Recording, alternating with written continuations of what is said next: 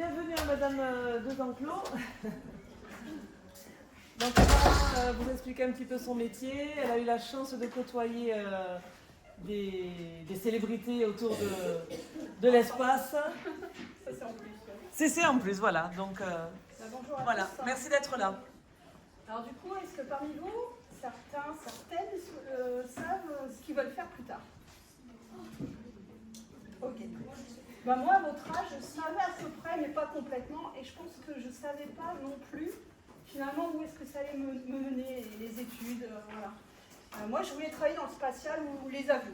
Voilà. À votre âge, c'était à peu près ce que je voulais. Le spatial, l'espace, ça me faisait rêver. Je regardais, à l'époque, c'était les navettes spatiales. On en parlait à la télé, parce que c'était la télé, il n'y avait pas Internet. On faisait voir les décollages et tout ça, et moi, ça me faisait rêver, tous ces gens. Et puis, moi, je me disais, astronaute, peut-être pas, ça va être difficile. Bon, il faut voir ce que ça va faire. Je vais faire des études scientifiques. Au moins, avec des études scientifiques, ça va m'ouvrir des portes. Et ça va pouvoir me faire voir des choses, peut-être, voilà, à m'amener au spatial.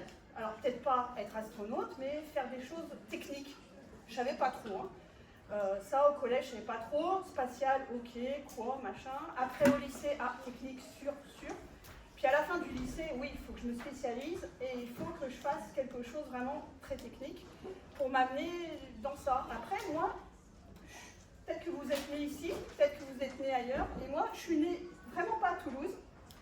Je suis née à Dieppe, en Haute-Normandie, en Seine-Maritime, comme un certain Thomas Pesquet. Je suis née dans la même ville. Alors lui, il est né plus tard.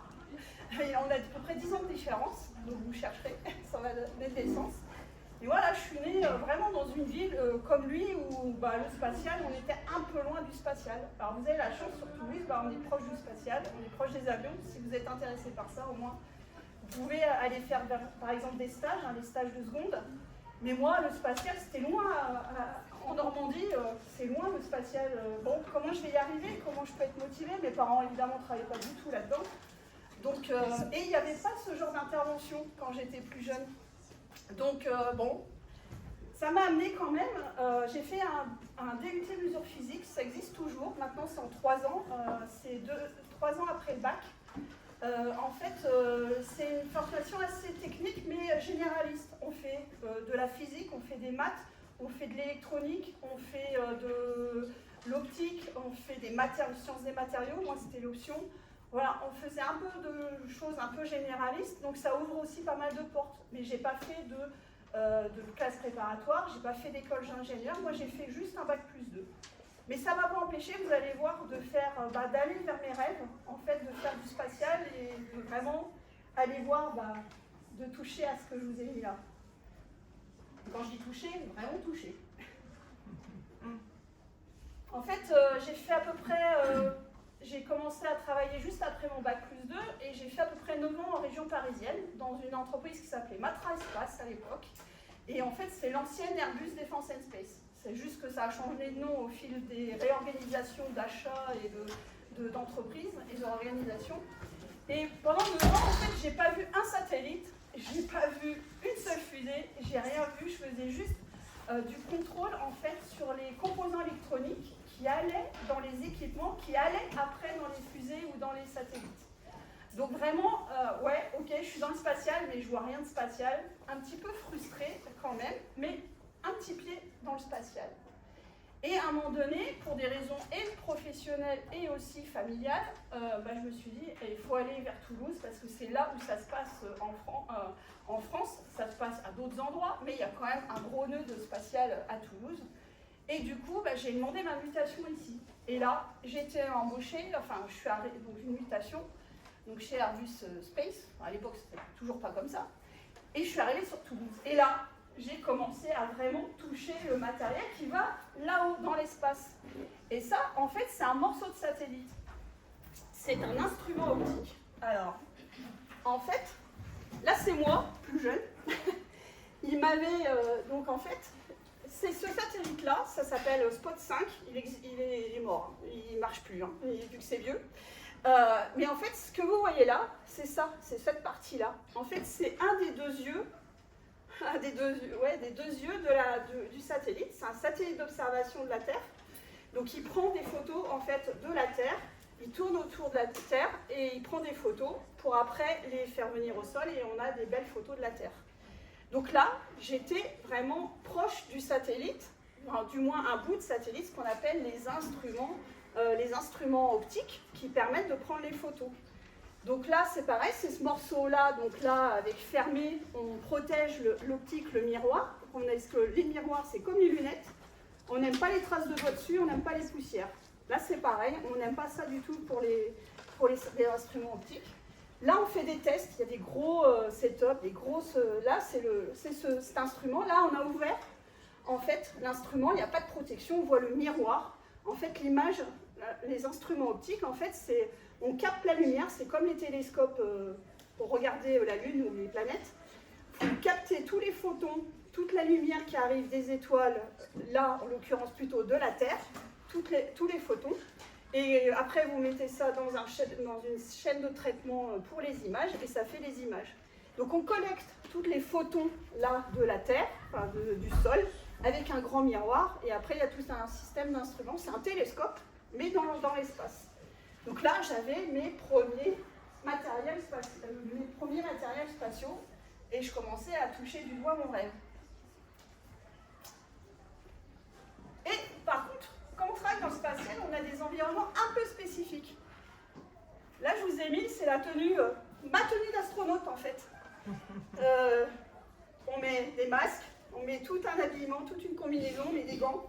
Parce que comme je vous disais, les instruments optiques, les télescopes, pour le space, on n'aime pas du tout les traces de doigts, les poussières.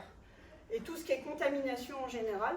Parce que si on met de la contamination sur les gros miroirs et après sur les capteurs, comme les capteurs d'appareils photo, en fait, vous allez avoir des perturbations dans les images, elles vont être déformées, elles ne vont pas être propres, donc on n'aime pas ça. Donc on se met, dès qu'on est à travailler proche de ces miroirs et de ces capteurs, on est obligé d'essayer d'éviter toute contamination, donc on se met en tenue d'astronaute. Et là, c'est un grand caisson à vide, donc on met l'instrument, on ferme les deux côtés, comme une cocotte minute, et on fait le vide. Ça simule, en fait, l'environnement spatial. Ça permet de faire varier après la température à l'intérieur, très chaud ou très froid, comme dans l'espace, et vérifier le comportement de l'instrument. Donc on fait des tests comme ça, et ça c'est en Belgique. Donc déjà, petit voyage avec le boulot. Si vous aimez les voyages, il y a des métiers comme ça, le spatial, souvent ça fait voyager. Vous verrez encore plus. Donc on simule le chaud, le froid, on vérifie comment ça se comporte. Parce que les équipements électroniques qui sont dans ces instruments ou dans les satellites, en fait, ils n'aiment pas trop le très chaud et les très froids. Donc en fait, on met des systèmes de régulation thermique à l'intérieur et ça permet de conserver à peu près 20-25 degrés au niveau de l'instrument et on vérifie justement avec ces gros caissons si ça respecte ces températures.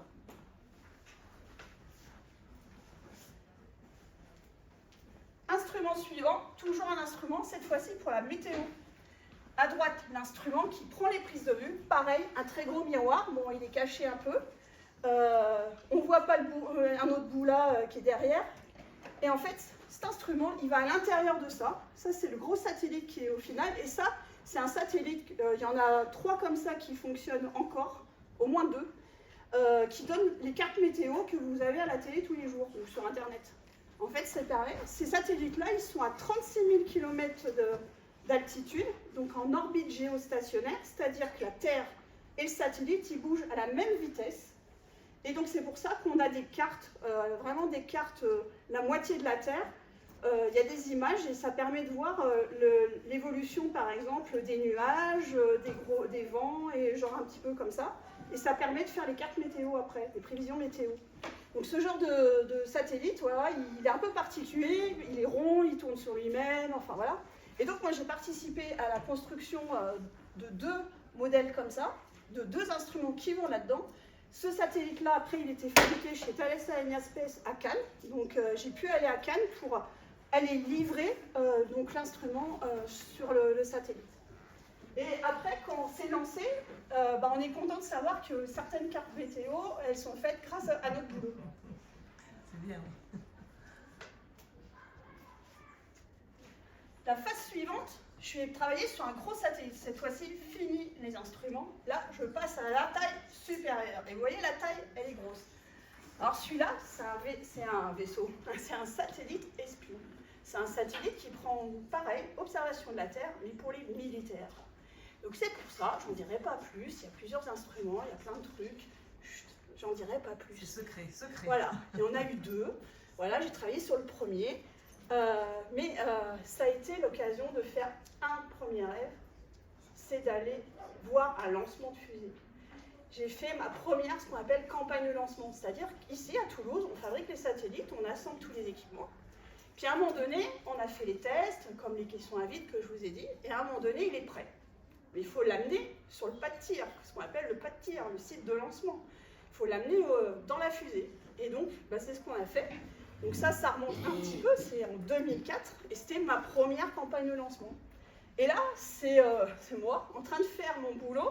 Moi, j'étais responsable qualité. En fait, à ce moment-là, depuis que je fais les instruments, en fait, mon boulot, c'était de vérifier que les gens appliquent les procédures, parce qu'on doit appliquer des procédures dans le spatial pour être sûr qu'on fabrique bien le satellite ou l'instrument. Ensuite, ce qu'on fait, mon boulot aussi, c'était de vérifier que, par exemple, quand on va lancer le satellite, il n'y ait plus rien du sol qui ne doit pas aller dans l'espace. Je vous ai montré tout à l'heure, il y avait des protections pour éviter les poussières. Il ne faut pas oublier de l'enlever quand vous allez mettre le satellite dans la fusée, parce que sinon, il ne verra rien. C'est comme si je mettais des cages devant les lunettes. Si je mets des cages devant les lunettes et j'oublie de les enlever, ça va mal se passer, on ne va rien voir arriver dans l'espace. Alors généralement, on met des petites flammes, comme ça, rouges, sur les protections des panneaux solaires, les protections des optiques, sur les protections un certain nombre de systèmes. Et à la fin, un de mes boulots, c'est vérifier qu'il n'y a plus rien de rouge, donc aucune protection sur le satellite, avant de le mettre sous la coiffe du lanceur, sous la protection du satellite pour le lancement. Donc voilà. Donc c'est un de mes boulots, hein. Il y en a plein d'autres, je ne faisais pas que ça. Hein. Mais là, c'est exactement ça, je fais les dernières inspections du satellite avant la mise sous coiffe, vous allez voir. C'est vraiment la dernière chose, là le satellite il est déjà sur la fusée. Là c'est à quel endroit? C'est plus à Toulouse hein. Ah non, c'est plus à Toulouse, ce que je vous ai dit, on est parti en campagne de lancement. Et en fait, c'était une campagne de lancement Ariane 5. Ça, c'est mes photos. J'ai pu aller à Kourou, donc en Guyane, où sont lancés les lanceurs européens à ce jour. Donc, ça, c'est la coiffe. C'est ce qu'on appelle la coiffe. C'est le sommet de la fusée. C'est ce qu'il y a là. C'est ce qu'il y a là. C'est cette partie. Alors là, c'est un stylo. Mais c'est ce qu'il y a. Et c'est là où on met le satellite, en fait.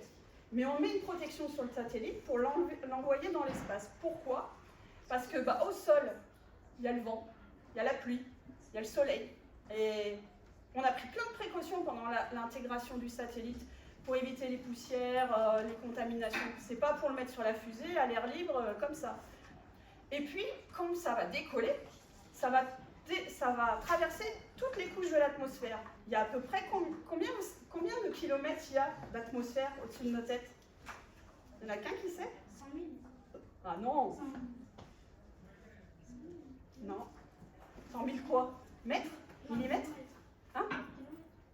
Non. Quelle est l'épaisseur de l'atmosphère? Vous avez une idée?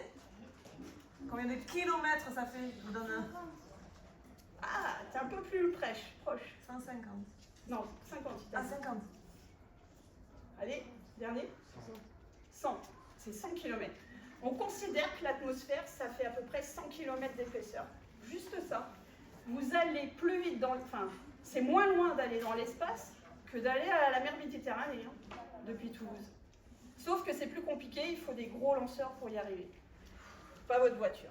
Donc, ça va traverser ces 100 km d'atmosphère, en fait, et il faut protéger, parce que justement, l'atmosphère, quand vous prenez l'avion, si vous avez déjà pris l'avion, vous sentez bien qu'il y a du frottement, il faut de la vitesse, il y a du frottement sur les ailes, il y a des turbulences. Et pareil, il faut éviter les turbulences au niveau de la fusée et surtout du satellite pour ne pas l'endommager. Donc on met ce qu'on appelle une coiffe, une protection sur le haut du satellite. Et ça, c'est ce qu'on a mis sur le satellite. Et tout ça, ça c'est le lanceur, comme la maquette. Et tout ça, ça arrive là, en haut. Et ça fait, une Ariane 5, ça faisait 60 mètres de haut, donc à peu près... 6 fois le collège, hein. Ouais. 10 mètres fois, ouais. 6 fois le collège, 60 mètres. 80 étages. Non, je sais plus. Ouais, un peu moins.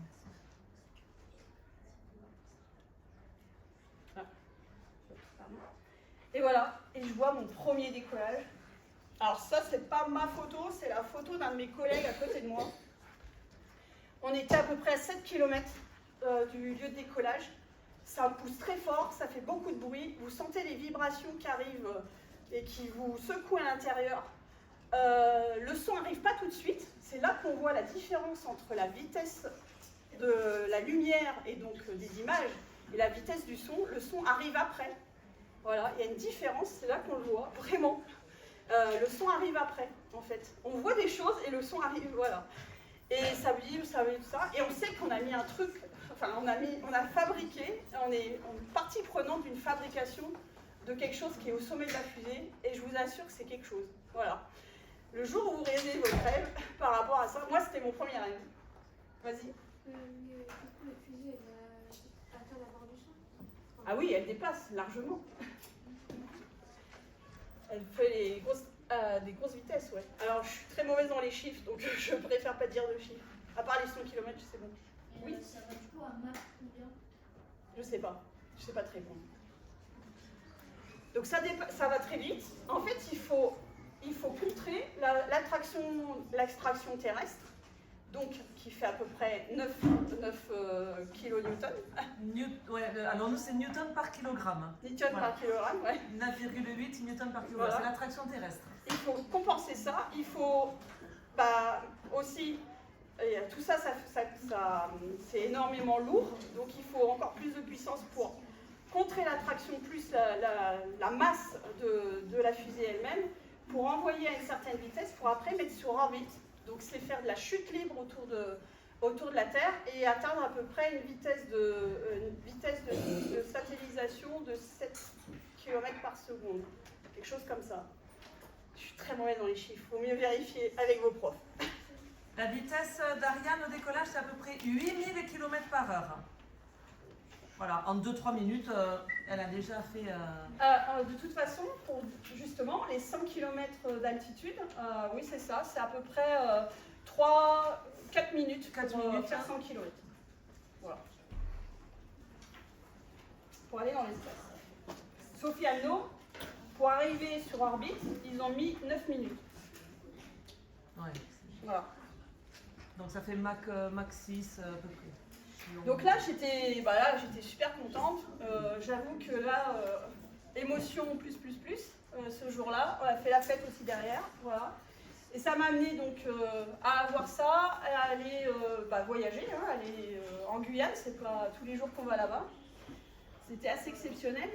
Sur une fabrication de satellites, il faut compter qu'on est entre 400 et 500 personnes souvent. Et aller en campagne de tir, on est une trentaine à y aller. Donc on est privilégié. Hop, pardon. Faut que je me dépêche. Et du coup, j'ai fait une autre campagne de lancement pour un satellite de télécommunication. Cette fois-ci, c'était Baïkonour. Baïkonour, c'est un territoire au Kazakhstan. Historiquement, c'est l'Union soviétique qui avait ce territoire. Et depuis la chute du mur, de l'Union soviétique, c'est devenu kazakh. Et les Russes louent cette base. Cette base, c'est mythique. Pour tout passionné de spatial, c'est mythique. C'est là où a décollé le premier satellite de fabrication humaine, Sputnik. C'est là où a décollé le premier humain dans l'espace, Yuri Gagarin. C'est plein de premiers, plein de choses et tout ça. Les premiers modules de la Station spatiale internationale, ils ont décollé de là-bas. Et d'ailleurs, ils ont décollé de là-bas. Et pour cette occasion, j'ai eu aussi l'occasion de travailler pour envoyer le satellite au Kazakhstan. En fait, j'ai vu un des plus gros avions au monde, un Antonov 124. C'est un des plus gros avions au monde. Il sert pour le transport des satellites parce que c'est lourd. Un satellite comme celui qu'on a mis, il fait 3 tonnes. Il faut après plein de matériel autour. Il faut un très très gros avion pour emmener tout ce matériel. Et ça, c'est un des plus gros avions au monde. Oui, Il fait combien de mètres? je sais pas. Très, très grand. Tu chercheras Antonov 124, tu chercheras. Et du coup, voilà, le même principe. Le satellite, il arrive en campagne de lancement, on vérifie qu'il va bien et tout ça, et on le met sous coiffe. Alors les Russes, eux, ils mettent sous coiffe à l'horizontale. Donc on le met sur ce qu'on appelle l'adaptateur lanceur. Et après, on le met à l'horizontale et on met la coiffe, un demi comme ça, une demi comme ça, et on encapsule. Et on a la chance de signer la coiffe. Donc, j'ai ma signature qui est partie sur le lanceur pour le décollage. Voilà. Ça, c'est le truc sympa. Ça, c'est le lanceur. C'était Proton. Ils lancent plus trop. Ils en ont fait un il n'y a pas quelques semaines, mais globalement. Par exemple, les modules de la Station spatiale internationale, les premiers modules russes, ils sont partis avec ce genre de lanceur. Donc voilà la taille du lanceur. Ça, c'était en novembre. Donc en fait, ils lui ont mis sur la coiffe, ils lui ont mis une grosse protection thermique pour pas que ça attrape froid. Ils ont mis une doudoune. Hein. Voilà la taille du lanceur. Et j'ai eu la chance, et puis c'est mon boulot, pour faire les dernières activités, je suis allée en haut du lanceur, là. Je suis allée là.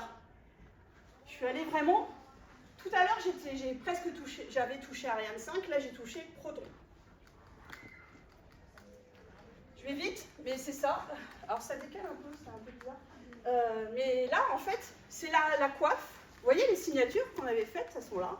Et en fait, il y avait une petite trappe, et on a été obligé de faire une dernière opération sur le satellite à partir de la trappe. En dessous, il y a le lanceur. Voilà, j'avais 50 mètres de vide sous moi avec le lanceur. Et la vue sur la plaine kazakh depuis la tour de lancement. Mémorable. Truc, jamais j'aurais cru que de ma petite ville de Normandie, j'aurais fait ça. Hein. Donc tout est possible. Tout est possible. J'ai retravaillé sur un autre satellite après avec des Sud-Coréens. Sud-Coréens, pareil. Est-ce que vous imaginez un jour, quand vous avez 10 ans ou même 20 ans, de travailler avec des Sud-Coréens? Non, évidemment. Ben oui, j'ai travaillé avec des Sud-Coréens pendant 6 mois à peu près. J'ai des collègues qui sont allés 3 ans en Corée du Sud pour travailler et fabriquer le satellite. Après, le satellite, il y avait des choses qu'il ne pouvait pas faire en Corée du Sud à l'époque. Donc il est venu à Toulouse, et là moi j'ai pris le relais d'une collègue sur la partie qualité. Et du coup, travailler avec des Coréens et tout, et là c'est pareil, en fait c'est l'installation, on était contents, la journée a été très très dure, on a fait 12 heures de travail pour finir le satellite et le poser sur le lanceur. Là on aperçoit, ça c'est le haut du lanceur, et là on a mis le satellite, et pareil, on est après la coiffe. Là vous avez Ariane 5 en dessous. Vous voyez la taille un petit peu, ça donne un peu l'échelle de taille.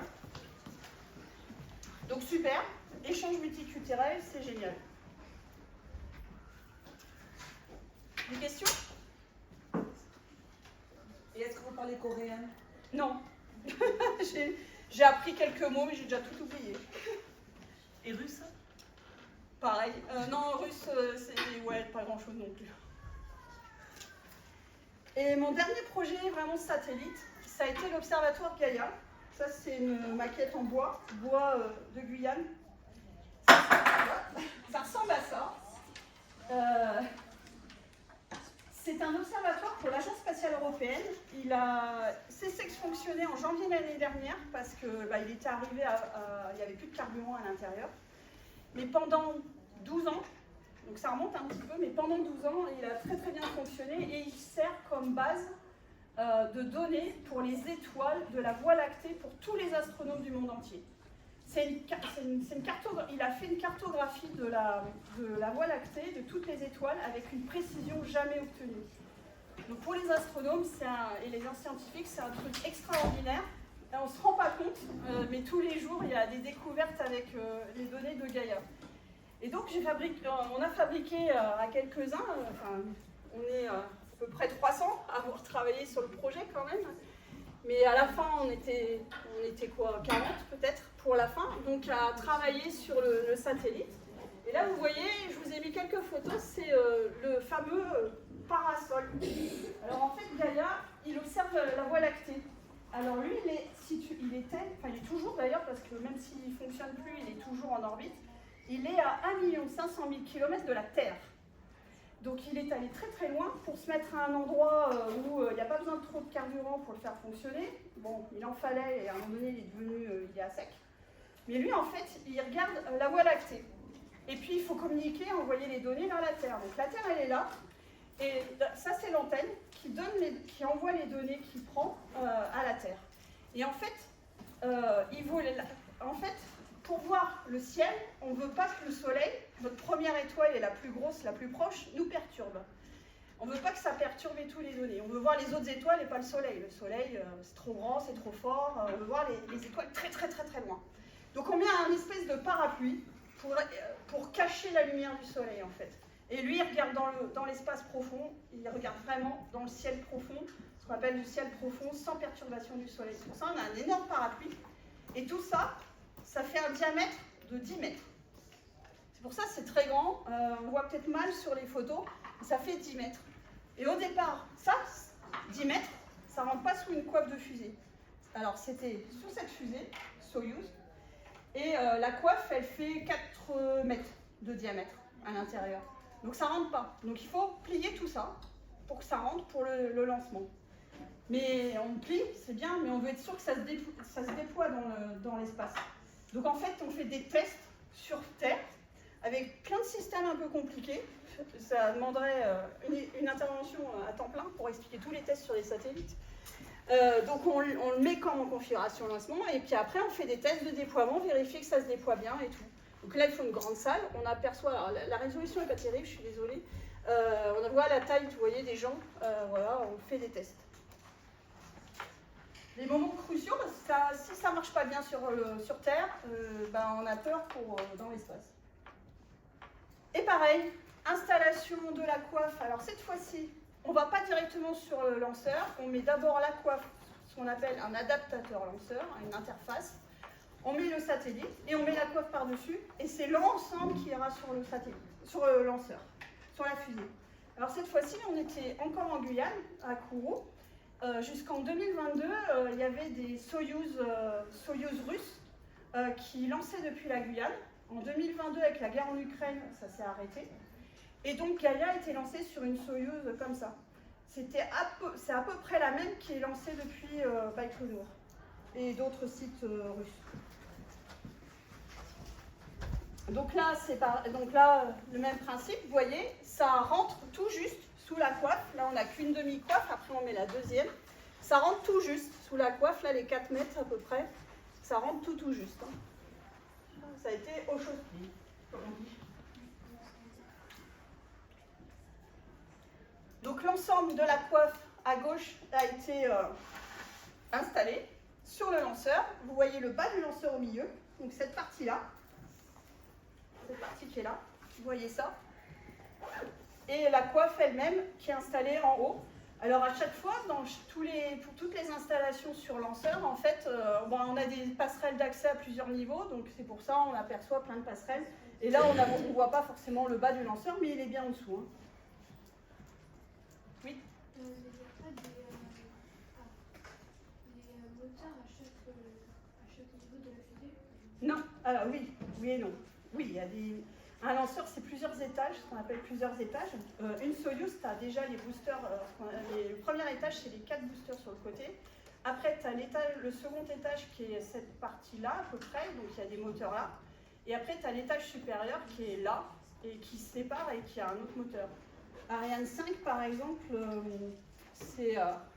Ariane 6, à peu près pareil. Tu as des boosters à poudre donc, sur les côtés. Ariane 6, il y en a 2 ou 4 selon la version. Après, tu as un gros moteur là pour l'étage principal, le moteur Vulcain. Et après, tu as un étage supérieur, donc qui se détache. À un moment donné, le premier étage se sépare. D'abord, les boosters se séparent. Après, le premier étage se sépare. Et après, c'est le dernier étage qui, avec un autre moteur aussi, qui met la mise sur orbite définitive.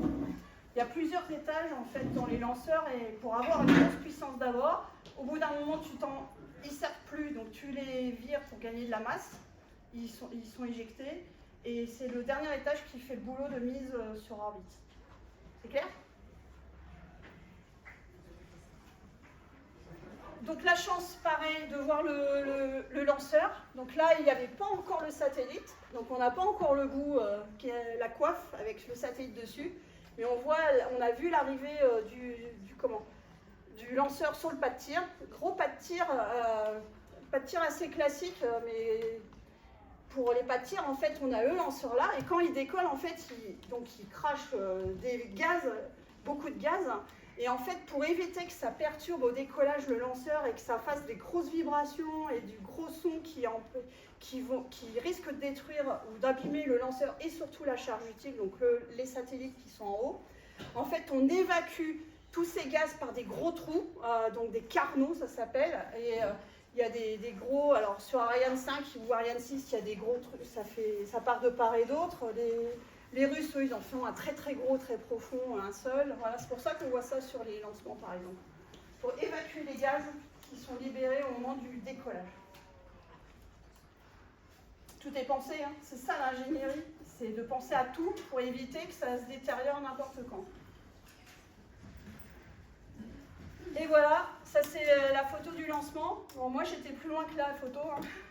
Mais voilà, on était une petite équipe, en tout cas à la fin. C'est un privilège de savoir qu'on est en fait peu aussi à la fin de voir le satellite vraiment jusqu'au dernier moment sur Terre. On est quoi, une trentaine, alors qu'il y a eu 300-400 personnes avant qui ont travaillé sur le projet.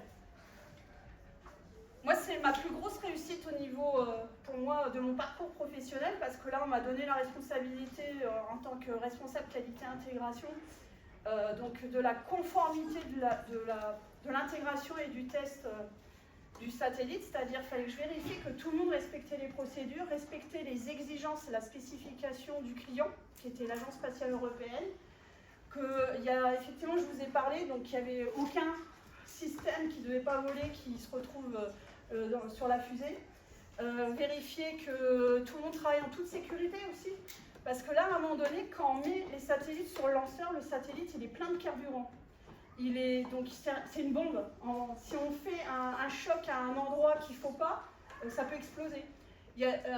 À Kourou, par exemple, quand vous êtes sur les opérations où le satellite est rempli, on vous compte au début et on sait, et à la fin, il faut se dire je suis sorti de la salle. En cas d'explosion, ils savent exactement, en cas d'accident, ils sauront exactement combien de personnes il y a dans les locaux. Heureusement, c'est jamais arrivé. Mais c'est toutes ces mesures de précaution-là, et donc moi j'étais un peu responsable de tout ça. Donc tout s'est bien passé, on est content, on n'a pas abîmé le matériel, personne ne s'est blessé, il n'y avait pas eu de problème. Et donc pour moi, et puis la mission est une mission fantastique pour le niveau scientifique. Et voilà, pour moi c'est le summum de ma carrière, voilà, mais bon, je ressens comme ça. C'était vraiment un travail d'équipe, on ne fait pas ça tout seul, on ne fabrique pas tout seul un satellite. Donc si vous aimez travailler avec plein d'autres gens, rencontrer des gens, le spatial ça peut vraiment amener ça. Voilà. Et voir des trucs assez extraordinaires que peu de gens peuvent voir, aller voir des lanceurs, des fusées, c'est pas tous les jours, quoi. Ça c'est l'arrière de la fusée, hein. C'est des moteurs justement, tu parlais. Là elle sort du bâtiment d'assemblage, avant d'aller sur le pas de tir. Après Gaïa, du coup, c'était un peu le sommet, je suis passée à un truc beaucoup plus terre à terre, mais non moins indispensable, c'est les segments sols, ce qu'on appelle les segments sols. Quand un satellite est dans l'air, c'est bien, il est en l'air. Mais qu'est-ce qu'on fait quand il fait des images, il fait de la télécommunication, il fait de la science? Il faut récupérer ces données et il faut pouvoir communiquer avec lui. Donc on a des segments sols, ce qu'on appelle les segments sols. Donc c'est les centres de contrôle, les centres de mission, ça s'appelle comme ça. C'est ce qui permet de communiquer avec lui, avec des grosses antennes, on peut communiquer. Vous en avez des antennes chez Airbus Defence and Space au Palaïs. Justement, on communique avec certains de nos satellites. Après, les clients ont leurs antennes, il y a des antennes à travers le monde, et on reçoit leurs données. Voilà. Et donc, pour faire fonctionner tout ça, il faut des logiciels, de l'informatique. Alors moi, j'avais jamais touché à l'informatique plus que ça. À l'époque, quand je faisais mes études, ça n'existait pas trop. C'était le début, c'était pas comme maintenant. Ça n'empêche pas, il faut se challenger, il faut se dire, je sors ma zone de confort, j'y connais rien, mais j'y vais. Et du coup, je suis devenue chef de projet, ça s'appelle chef de projet donc pour des logiciels. Donc en fait, j'encadre des gens qui vont développer les fameux logiciels, qui vont les tester et qui vont les mettre sur des machines. Au bout d'un moment, on fait communiquer toutes ces machines ensemble et on fait des tests avec les antennes pour, à la fin, que ça communique avec les satellites. Et voilà. Je sais pas si c'était... Vous avez intéressé. Merci.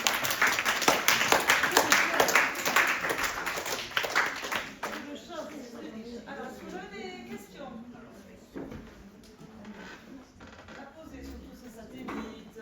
Alors après, je vais juste, du coup, pendant que vous réfléchissez aux questions. Alors ensuite, moi je suis passionnée spatiale, comme vous avez entendu, et du coup, je vais faire ma petite pub. Du coup, pourquoi je suis chez vous aussi, c'est parce que je suis vulgarisatrice de spatial. Je peux vraiment vous expliquer comment ça marche en général, de façon simple. Voilà, donc j'ai créé un blog qui s'appelle Rêve d'espace, donc il y a l'adresse là. Sinon, Rêve avec un S et d'espace, vous cherchez. Et après, j'ai une chaîne YouTube, je fais des lives sur Twitch de temps en temps pour expliquer les lancements, voilà, sur YouTube. Voilà, à ma façon, c'est mon style, je ne suis pas certains gros youtubeurs. Voilà, mais moi ça me plaît, j'aime bien partager ce que je fais, voilà, et si ça vous intéresse, vous pouvez regarder, j'essaie de vous d'expliquer à tout le monde, c'est quoi le spatial et qu'est-ce que ça amène le spatial, et qu'est-ce qui se passe dans l'espace. Je parle beaucoup de l'actualité spatiale sur les réseaux, Facebook, Twitch, X, voilà, tous les réseaux, Instagram plus ou moins, c'est peut-être un problème de génération. Mais du coup, l'espace en fait ça fait partie de votre vie. Le spatial, vous l'avez sur vos téléphones quand vous mettez la carte pour aller de tel endroit à tel endroit. Vous l'avez pour les cartes météo, on en a parlé, les prévisions météo. Vous l'avez pour certaines communications. Ça fait partie de votre vie, vous ne le savez pas toujours. Vous payez avec, alors peut-être pas vous êtes un peu jeune, mais vous payez avec une carte bancaire. Le satellite, quelque part, il n'est pas loin non plus. Il y a plein d'applications qu'on ne voit pas et c'est ça que j'essaie de faire voir. Et que il y a l'Europe, il y a les États-Unis, la NASA, mais il n'y a pas que la NASA, il y a aussi plein d'autres gens qui font du spatial. Et par exemple la Chine, où on n'en parle pas trop en France, alors qu'ils font beaucoup de choses. Voilà. Et on va parler notamment je parle aussi de Sophie Anno, que j'ai pu rencontrer. J'ai rencontré plusieurs fois Thomas Pesquet, voilà. Oui, voilà, vous avez un petit privilège quand même. Ouais, voilà, je rencontre plusieurs astronautes, ça c'est sûr, j'en connais, voilà. J'ai pas le 06 de Thomas Pesquet. Et dans quel cadre c'était ces rencontres, ces professionnels? Justement, la vulgarisation, voilà, par rapport à la vulgarisation. Les équipes que vous allez voir la semaine prochaine, je pense, je les connais. C'est ça, voilà, si vous avez des questions. Et donc j'ai fait ça qu'avec un bac plus 2, donc voilà, vous n'êtes pas obligé d'être ingénieur.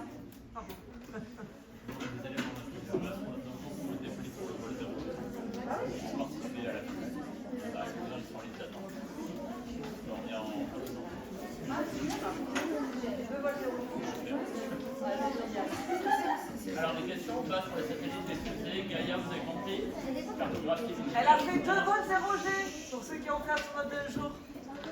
Elle est montée dans l'avion 0G. Sur ma chaîne YouTube, du coup, il y a les 2 vols, il y a des trucs sur les vols. Voilà. Aucune question. Vous avez compris ce que c'était Gaïa ou pas? C'est super important. Ce satellite-là. Le satellite Gaïa. Cartographie de l'univers. Et qui veut ça? Je suis sûre qu'il y a plus de volontaires.